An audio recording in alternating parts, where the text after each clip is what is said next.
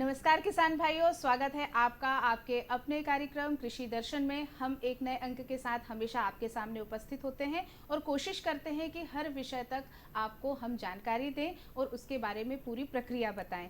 और आज का जो हमारा विषय है वो है आंवला एवं नींबू वर्गीय फसलों से बनने वाले उत्पाद के बारे में हम चर्चा करेंगे। हमारे साथ आमंत्रित है डॉक्टर अर्पणा शर्मा, कृषि वैज्ञानिक है ये, कृषि महाविद्यालय गंज बासोदा में। तो आइए जानते हैं इनसे जानकारी और करते हैं इनसे चर्चा।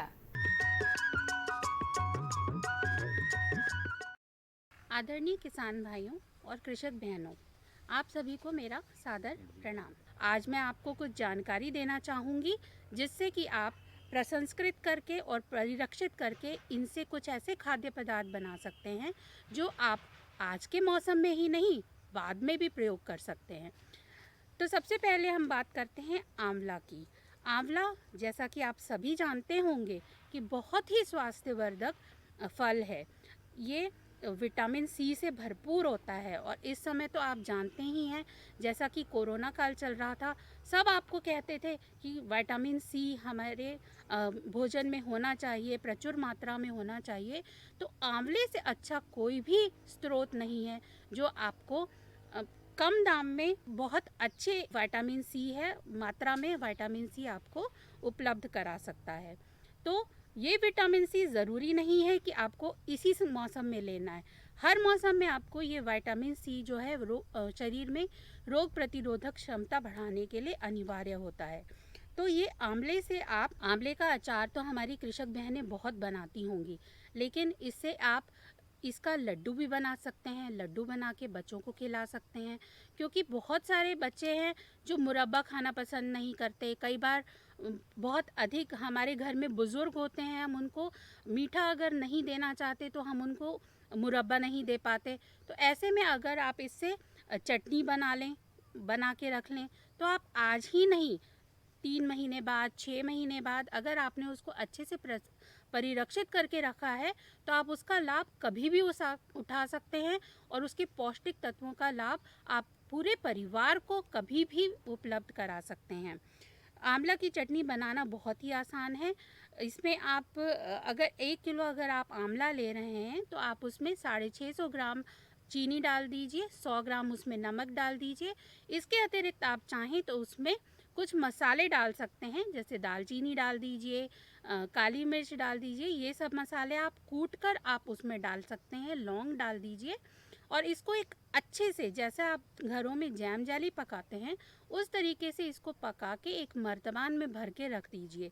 ये बहुत लंबे समय तक सुरक्षित रहता है और इसकी सबसे अच्छी बात ये है कि इसमें जो पौष्टिक तत्व हैं वो नष्ट नहीं होते और वो आप जब भी आप उसका सेवन करेंगे तो आपको उसके पौष्टिक तत्वों का लाभ मिलेगा। अब आंवले से अतिरिक्त हम बात करते हैं गाजर की, शलगम की, गोभी की। साधारणतः हम घर में देखते हैं कि हमारे बच्चे इनसे बनी सब्जियां अगर हम उनको खिलाएं तो वो ज़्यादा पसंद नहीं करते, उससे खाना ज़्यादा पसंद नहीं करते हैं। लेकिन अगर हम गाजर का मुरब्बा बना दें, गाजर के पतले पतले स्लाइस काट के अगर हम उसको सुखा के रख लें, या गाजर का हम उसको कद्दूकस करके सुखा के रख लें, तो हम उसको कुछ लंबे समय तक हम उसको परिरक्षित करके रख सकते हैं, सुरक्षित करके रख सकते हैं। जब गाजर को कद्दूकस करके आप उसको अच्छे से सुखा लीजिए, धूप में सुखा लीजिए, उसको पैक करके पॉलीथीन में रख लीजिए। और जब आपको थोड़े समय बाद, जब ये सर्दी का मौसम बीत जाए, उसके बाद भी आपको कभी गाजर का प्रयोग करने का मन करे तो आप उसको थोड़े से पानी में थोड़े समय के लिए उसको भिगा के रख दीजिए। उसका थोड़ा सा गुनगुना कर लीजिए, उसको छान लीजिए। तो एक जो ताज़ा गाजर का जो स्वाद रहता है, रंग रहता है, आप उसको पा सकते हैं। और उसको आप चाहें तो उसको हलवे में प्रयोग कर सकते हैं, आप जो चावल बनाते हैं आप उसमें प्रयोग कर सकते हैं। इस तरीके से बहुत सारी प्रसंस्करण और परिरक्षण की तकनीकें हैं जिनका प्रयोग करके हम इस समय जो हमारे रबी में फसलें उपलब्ध हैं, हमारे फल सब्जियां जो उपलब्ध हैं, आप उनको परिरक्षित करके लंबे समय तक रख सकते हैं। और उसका आज ही नहीं, जब रबी का मौसम भी बीत जाए तब भी आप उसका लाभ ले सकते हैं, जो आपको और आपके परिवार को पूरा पोषण देगी और आपके सभी के लिए स्वास्थ्य के लिए लाभकारक होगी। तो मैं समझती हूँ कि हमारे कृषक बहनें और हमारे किसान भाई जो हम परिरक्षण और प्रसंस्करण की तकनीक है उसका सही प्रयोग करके इस समय हम रबी में जो हमारी फसलें और फल सब्जियां उपलब्ध हैं उनका सही समय पर प्रयोग करके उसको अपने पास सुरक्षित रखेंगे, जिसकी वजह से वो और उनका परिवार पूरा स्वस्थ रह सकेगा और उनको हर समय पौष्टिक भोजन उपलब्ध हो पाएगा। प्रणाम।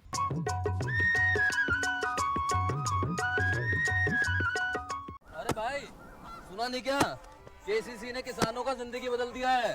देश के छोटे किसान 1,60,000 रुपये तक का कर्ज बिना किसी गारंटी को ले पाएंगे। ब्याज खोरों से भी पीछा छुटा। मैं तो जैविक खेती का पूरा सामान मंगा लिया। केसीसी का भी कोई दबाव नहीं है। ब्याज चुकाने के लिए पूरा 1 साल मिलता है। समय पर भुगतान करने पर केवल 4% के सालाना ब्याज पे लोन मिल गया मुझे। अपना आधार कार्ड, लेटेस्ट फोटो और जमीन के कागजात लेके अप्लाई करो बस। और नामांकन भरने के लिए जेब भी ढीली नहीं करनी पड़ी।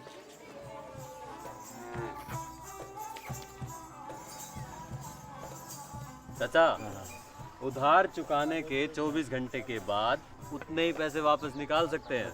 केसीसी ने किसानों की जिंदगी वाकई बदल दी है। तो आप भी किसान क्रेडिट कार्ड अपनाएं और सहजता से ऋण पाएं। अरे सुन तो। मुझे क्या सुनाना चाहते हो? जो सुनाओ मेरी सौतन को। किसको? अरे वही तुम्हारा मोबाइल फोन जिससे सुबह शाम दिन रात चिपके रहते थे और कहते थे किसान कॉल सेंटर से बातें हो रही हैं। अच्छा, ये बात है। हाँ, क्यों? क्या हुआ? अब बात नहीं होती क्या? अब तो झट से बात हो जाती है। संबंधी समस्याओं का अपनी भाषा में तुरंत हल पाने के लिए पूरे भारत में किसी भी फोन से हेल्पलाइन नंबर पर संपर्क करें। किसानों का दोस्त किसान कॉल सेंटर।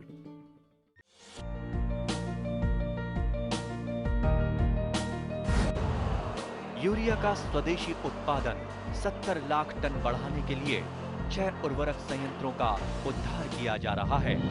FCIL के गोरखपुर, सिंदरी, तलचर और रामागुंडम संयंत्र, HFCL की बरौनी इकाई और BVFCL की नामरू फोर्थ। सोने पर सुहागा ये है कि देश में अब बनेगा सिर्फ नीम लेपित यूरिया, क्योंकि इससे होगा किसानों का फायदा ही फायदा। अनाज का उत्पादन 10% तक बढ़ेगा। बढ़ेगी 10 से 15% नाइट्रोजन क्षमता।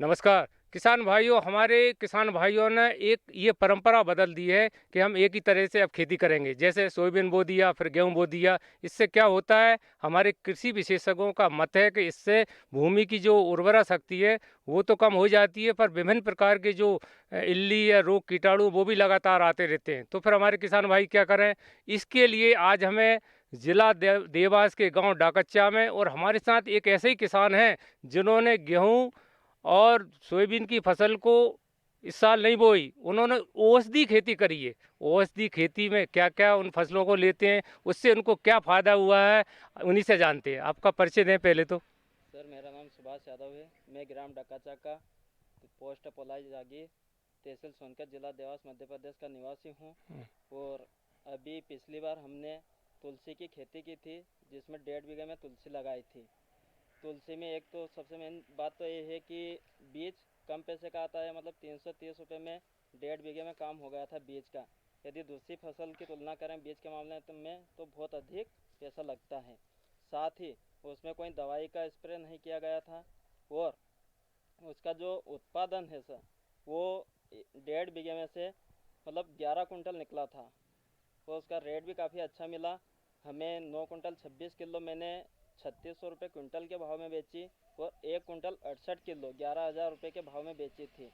कुल आमदनी मेरी हुई थी 52,000 रुपये की, जिसमें से 7,000 रुपये मेरा कुल खर्चा हुआ था, और उससे मुझे बहुत अच्छा बेनिफिट मिला।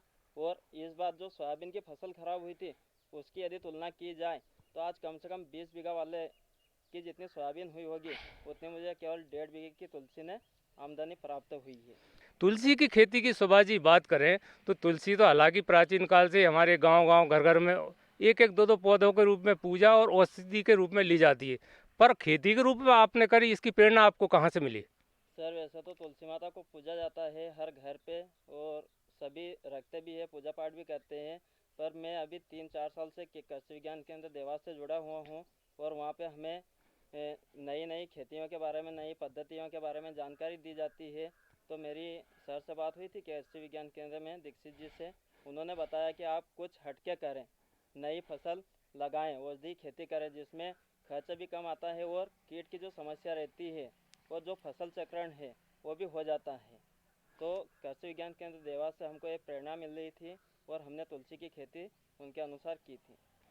अभी हमने देखा आपकी इस फार्म में घूम के देखा अभी, तो यहाँ छोटी-छोटी अभी अंकुरण ही हो रहा, शायद ये अश्वगंधा ही है, तो इसकी कैसे तैयारी की और इसको बीज कहाँ से लाए, बोने का क्या तरीका है ताकि और किसान भाई भी आपसे प्रेरणा लें?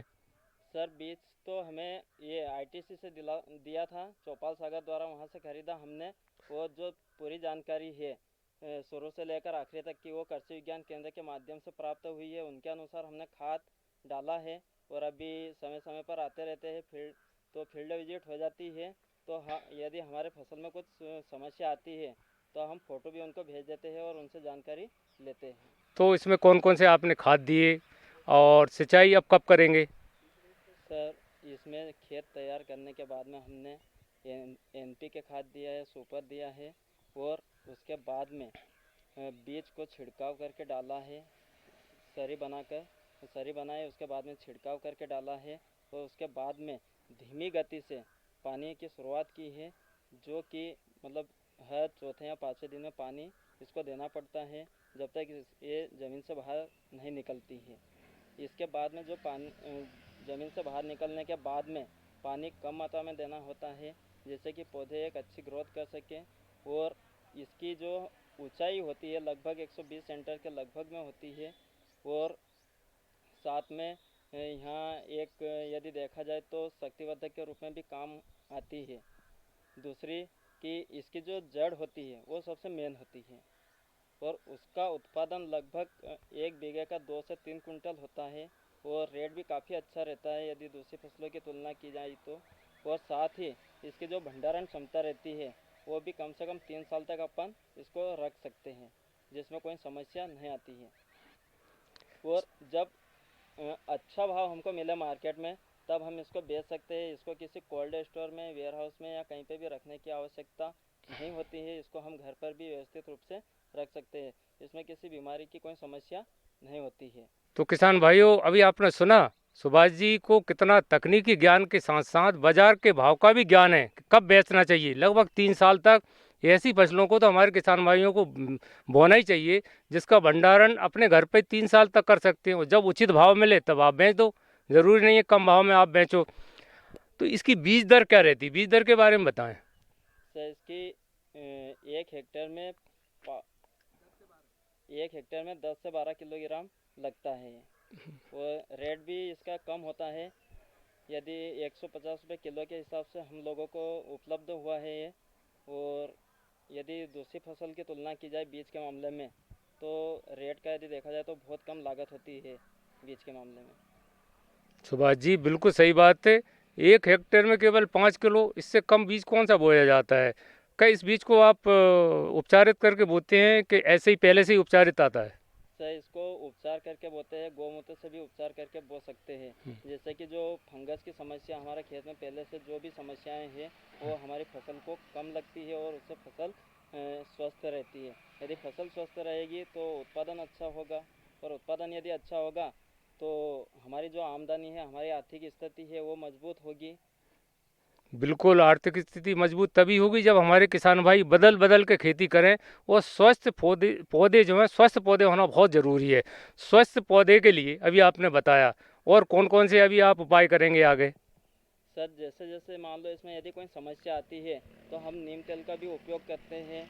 उसके बाद में हम घर पर भी जो दवाई बनाते हैं पाले पत्ती की, यदि बात की जाए तो हमारे यहाँ कम से कम 10-12 किसान हम हैं जो कि जैविक दवाई बनाते हैं घर पर ही, और उसका बहुत अच्छा रिजल्ट है। यदि अभी हम लोगों ने जो लहसुन है उसमें जो जलेबी टाइप पत्ते हो जाते हैं उन्हें भी उसका छिड़काव किया है तो उसका रिजल्ट काफ़ी अच्छा रहा है। और ना खर्चे की दवाई है जो कि अभी दो साल से लगातार हम दुकान से दवाई लेकर नहीं आते हैं और घर पे ही बनाते हैं और अभी भी हमारे यहाँ पर रखी है और ज़्यादातर नीम तेल का और इनका उपयोग हम लोग करते हैं। सुभाष जी ने बताया कि ना खर्चे की दवाई अर्थात बगैर पैसे की दवाई, कीटनाशक दवा बनाना जैसे नीम का तेल, ये प्राकृतिक खेती होती है। देखो अभी हमने बताया कि बिल्कुल भी रासायनिक दवा का उपयोग इस अश्वगंधा की खेती में नहीं कर रहा है, बीज भी कम लग रहा है। आपको क्या उम्मीद है कि फसल पहली बार बोई कि पहले बो चुके आप? सर ये पहली बार ही है, प्रायोगिक तौर पर है। और सबसे अच्छी बात तो ये है कि केवीके का जो मार्गदर्शन हम लोगों को मिलता है तो हम एक चीज़ और कि जो वर्मी कंपोस्ट खाद होता है वो भी बनाते हैं और हमको ट्रेनिंग भी दी गई थी। उसके हिसाब से हम लोग हमेशा खाद बनाते रहते हैं और उसको भी डालते हैं तो उससे जो उत्पादन क्षमता है वो अधिक होती है। और दूसरी चीज़ है कि जैविक खेती की ओर हम लोग अग्रसर हो रहे हैं।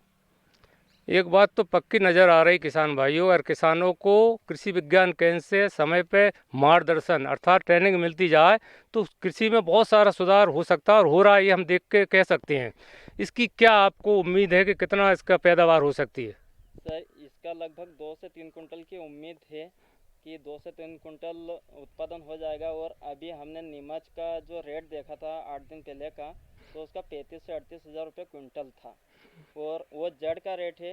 यदि जो इसका पत्ता पाला होता है वो भी 800 या 900 रुपये क्विंटल के हिसाब से बिकता है, जो कि अभी आईटीसी में हमारी बातचीत भी हुई थी तो उन्होंने बोला था कि ये भी हम खरीदेंगे। पर इसमें एक सबसे बड़ा फ़ायदा ये है कि एक तो रेट अच्छा है, दूसरी चीज़ इसमें किसी भी चीज़ को फेंकने की आवश्यकता नहीं है। जैसे पाला है वो भी बिकेगा, बीज है वो भी बिकेगा और जड़ भी बिकेगी। तो एक जो फसल लगाते हैं हम लोग, यदि देखा जाए तो इसकी जो ऊपर से जो जड़ से लेके ऊपर तक जो भी है सारी चीज़ हमको काम में आएगी और उसको हम बेचेंगे।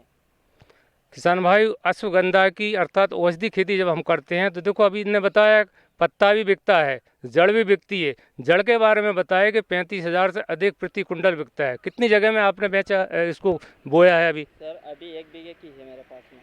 तो आप और बाकी यदि बात की जाए तो हमारे यहाँ लगभग 15 किसानों ने और लगाई है और जो हमारे क्षेत्र है इसमें लगभग कुल जो किसान हैं वो 40 से 50 किसान हैं जिन्होंने अभी अश्वगंधा की खेती की शुरुआत की है।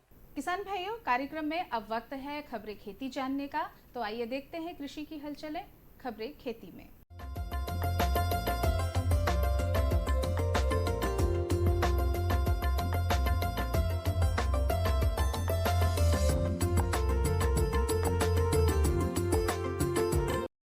नमस्कार किसान भाइयों, खबरें खेती की में आप सभी का स्वागत है। आइए जानते हैं आज की प्रमुख खबरें। केवीके दतिया को मिला प्रथम पुरस्कार। भारतीय कृषि अनुसंधान परिषद सोसाइटी की 92वीं वार्षिक बैठक। मटर फसल प्रदर्शन का आयोजन और काला गेहूं की खेती। आइए जानते हैं खबरें विस्तार से।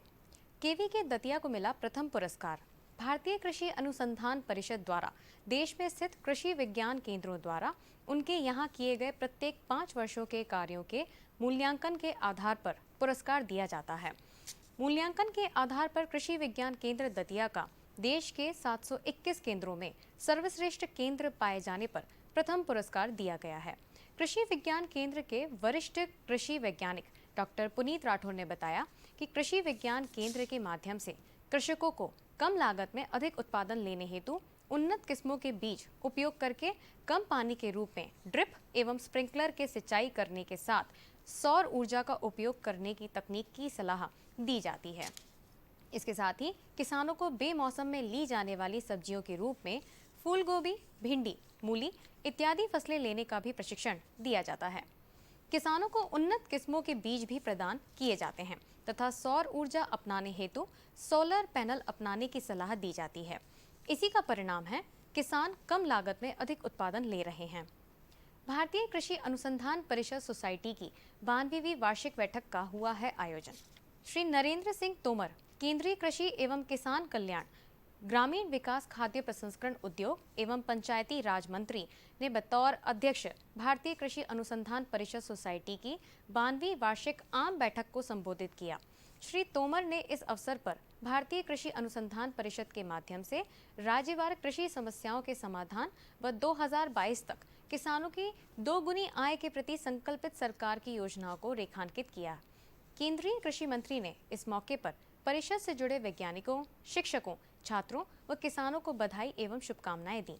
उन्होंने कहा कि केंद्र सरकार की कृषि हितैषी योजनाएं किसानों की कड़ी मेहनत और वैज्ञानिकों द्वारा विकसित उन्नत तकनीक का ही योगदान है कि दुग्ध एवं मत्स्य उत्पादन में भारत दुनिया के शीर्ष स्थानों पर विराजमान है।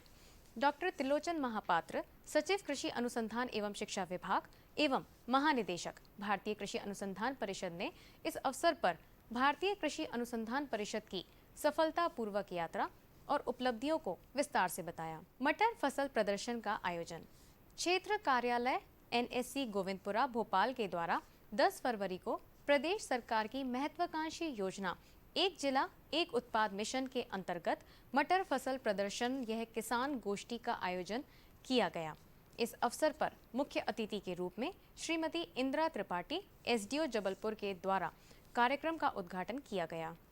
इस अवसर पर श्री गुलवीर सिंह क्षेत्रीय प्रबंधक मध्य प्रदेश एवं छत्तीसगढ़, श्री अमर सुहाने CEO एवं श्री अरविंद कुमार क्षेत्र प्रबंधक उपस्थित थे। कार्यक्रम में लगभग 150 से 200 किसानों ने भाग लिया। इस अवसर पर श्रीमती त्रिपाठी ने कहा, मध्य प्रदेश सरकार उपरोक्त योजना अंतर्गत NSC द्वारा मटर फसल प्रदर्शन सह किसान गोष्ठी से किसानों को अवश्य लाभ होगा। काला गेहूं की खेती 7 वर्षों से रिसर्च के बाद गेहूं की इस नई किस्म काला गेहूं कैंसर, डायबिटीज और हार्ट पेशेंट के लिए बहुत फायदेमंद होता है। विशेषज्ञ कहते हैं इसमें कैंसर, डायबिटीज, तनाव, हृदय रोग और मोटापे जैसी बीमारियों की रोकथाम करने की क्षमता है। गेहूं की इस नई किस्म को पंजाब के मोहाली स्थित national agri food biotechnology institute Nabi ने विकसित किया है। इसकी बालियां भी आम गेहूं जैसी हरी होती हैं। पकने पर दानों का रंग काला हो जाता है। काला गेहूं सेहत के लिए एक साथ ही किसानों के लिए भी लाभदायक होता है। किसान सामान्य गेहूं की तुलना में 2 से 3 गुना ज्यादा लाभ कमा रहे हैं। इस फसल की पैदावार अब भोपाल एवं उससे सटे इलाकों के खेतों में भी की जाने लगी है। शुरुआत में तो कुछ किसानों ने मोहाली से इसके बीज लाकर खेतों में बोए हैं। हालांकि इसके बीज अब आसानी ईंट खेड़ी स्थित फल अनुसंधान केंद्र से भी मिल रहे हैं। विशेषज्ञों के मुताबिक काले गेहूं में एंथोसायनिन नाम के पिगमेंट होते हैं। साधारण गेहूं में एंथोसायनिन सिर्फ 5 ppm होता है, लेकिन काले गेहूं में ये करीब 100 से 200 ppm होता है। इसके अलावा साधारण गेहूं की तुलना में इसमें 60% आयरन ज्यादा होता है। प्रोटीन, स्टार्च और दूसरे पोषक तत्व समान मात्रा में होते हैं। तो किसान भाइयों, खबरें खेती में बस इतना ही। इसी के साथ हमें दीजिए आज्ञा। नमस्कार। आपको ये कार्यक्रम कैसा लगा? आप हमें खत लिखकर ज़रूर बताइएगा। हमारा पता नोट करिएगा। कार्यक्रम कृषि दर्शन द्वारा केंद्र निदेशक, कमरा नंबर 18, श्यामला हिल्स, दूरदर्शन केंद्र, भोपाल 462013 हमारा पिन है। आप हमें पत्र लिख सकते हैं और तब तक के लिए दीजिए हमें अनुमति। फिर मिलेंगे एक नए अंक में। स्वीकार कीजिए हमारा नमस्कार।